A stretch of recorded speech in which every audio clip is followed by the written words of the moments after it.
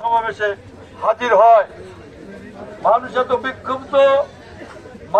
বিক্ষুব্ধ হয়েছে সরকারের বিরুদ্ধে।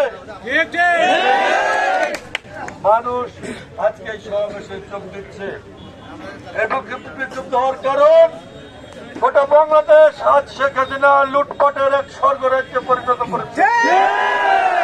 প্রত্যেকটা জিনিসের দাম বেড়েছে, চাল ডাল তেল লবণ সহ সব জিনিসের দাম বেড়েছে, বিদ্যুতের দাম বেড়েছে, আর তো আর আসে না।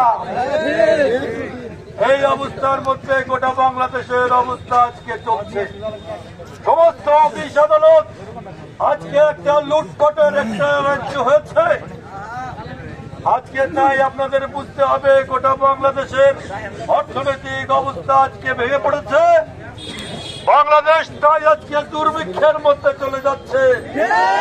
প্রধানমন্ত্রী নিজেই আজকে কাছাকাছি করছে। আজকে ব্যাংকের টাকা নয়, সমস্ত টাকা তারা লুটপাট করে বিদেশে পাচার করেছে। আপনারা জানেন আমাদের ভোটাধিকার নাই। আজকে বাংলাদেশের মানুষ ভোট দিতে পারে না। এই সরকার রাতে ভোট চুরি করে ডাকাতি করে আজকে ক্ষমতায় বারবার আসছে। সেই জন্য আজকে তার বিরুদ্ধে আজকে আমাদের সকলকে ঐক্যবদ্ধ হতে হবে। আমাদের সকলকে ঐক্যবদ্ধ হওয়ার জন্য এই লুটপাটের সরকারের বিরুদ্ধে, এই ভোট ডাকাতের সরকারের বিরুদ্ধে, এই সন্ত্রাসের সরকারের বিরুদ্ধে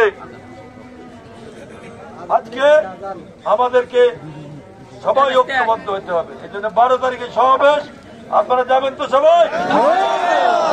12 তারিখে সমাবেশে আমরা সবাই যাব।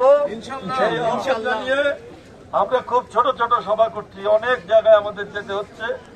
আপনাদের সবাইকে সালাম জানাচ্ছি। 12 তারিখে আপনারা সবাই যাবেন।